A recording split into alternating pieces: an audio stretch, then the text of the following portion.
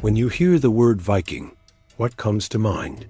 Fearsome warriors with horned helmets, raiding coastal towns in their iconic longships? Well, you're partly right. But that image, especially the horned helmets, is more myth than reality.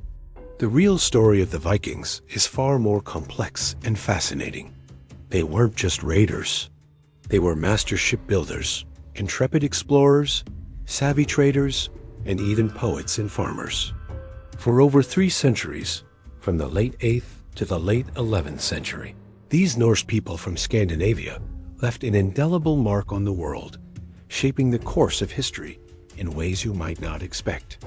So let's set sail back in time and uncover the truth behind the legends.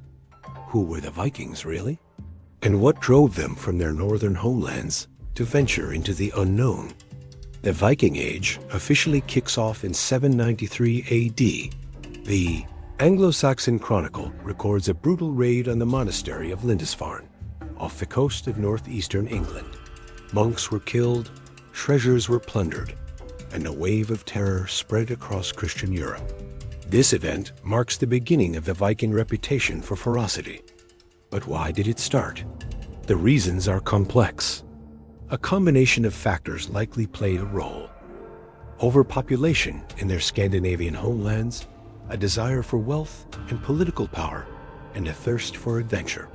And they had the perfect tool for the job, the longship. These ships were technological marvels of their time. Sleek, fast, and with a shallow draft, they could navigate both the stormy open seas and shallow inland rivers. This gave the Vikings unparalleled mobility. They could appear seemingly out of nowhere, strike quickly, and vanish before a defense could be mounted.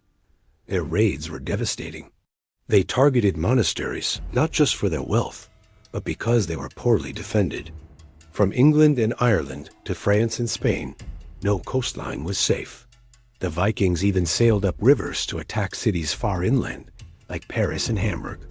Their fearsome reputation was well earned, and for many communities, the sight of a dragon-headed prow on the horizon meant doom.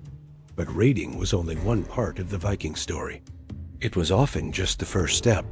After the initial shock and awe, many Vikings turned to a more sustainable enterprise: trade. They were pragmatists. Why risk your life in a bloody battle when you could exchange goods for a profit? The same longships that carried warriors to raid could also carry merchants and their cargo. The Vikings established a vast and sophisticated trading network that stretched from the icy waters of the north Atlantic to the bustling markets of the Byzantine Empire and the Middle East. What were they trading? They brought valuable goods from the north, like furs, walrus ivory, amber, and sadly slaves, captured during their raids. In return, they sought silver, silk, spices, fine wines, and glassware from the south and east. They didn't just trade goods. They traded ideas, cultures, and technologies. In cities like Dublin in Ireland, which was founded by Vikings, or Jorvik, modern-day York in England, you can still see the archaeological evidence of their bustling marketplaces. They were a vital link connecting different parts of the world, fostering a global exchange long before the term globalization was ever coined. Think of them as the adventurous entrepreneurs of the medieval world, always on the lookout for the next big opportunity. And their quest for new opportunities led them to become some of the greatest explorers in history.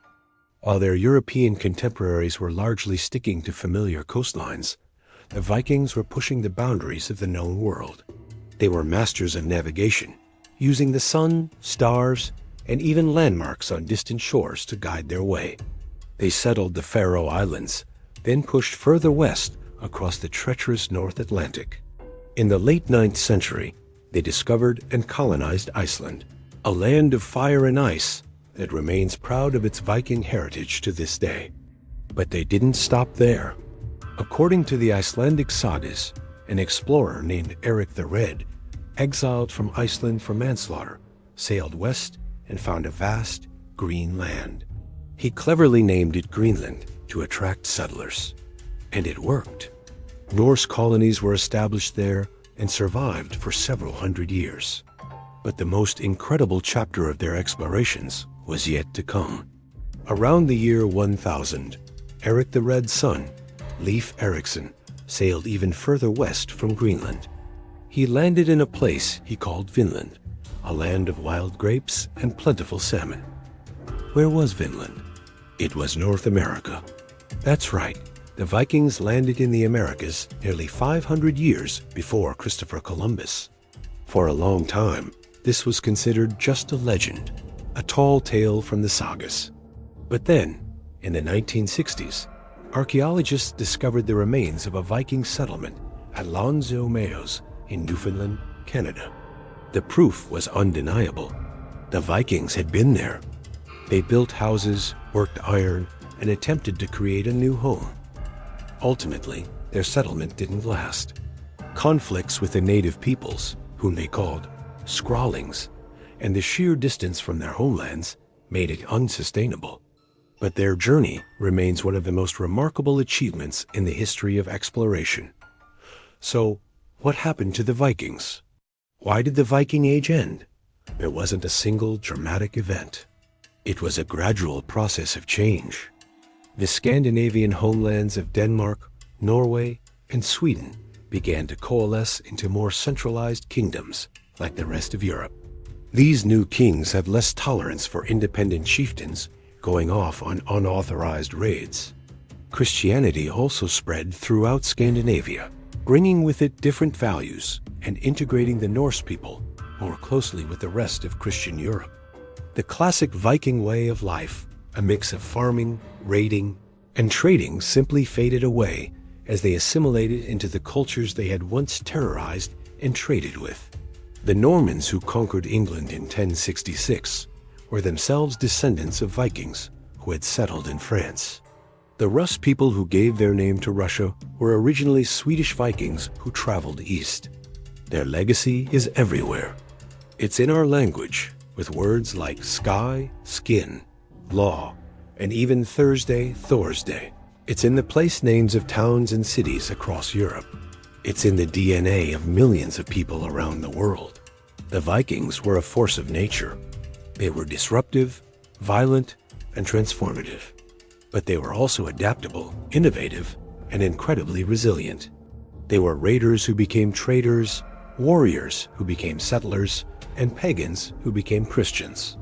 They shattered the old world and helped build a new one. The romantic image of the horned helmeted barbarian is a caricature. The reality is the story of a dynamic people who, for 3 centuries, were at the very center of the world stage, connecting cultures and pushing the boundaries of what was possible. Their age may have ended, but their spirit of adventure and discovery continues to capture our imagination. Thanks for joining me on this journey into the world of the Vikings. If you enjoyed this video, please give it a thumbs up, and don't forget to subscribe for more deep dives into history. Let me know in the comments what historical topic you'd like to see next. See you in the next one.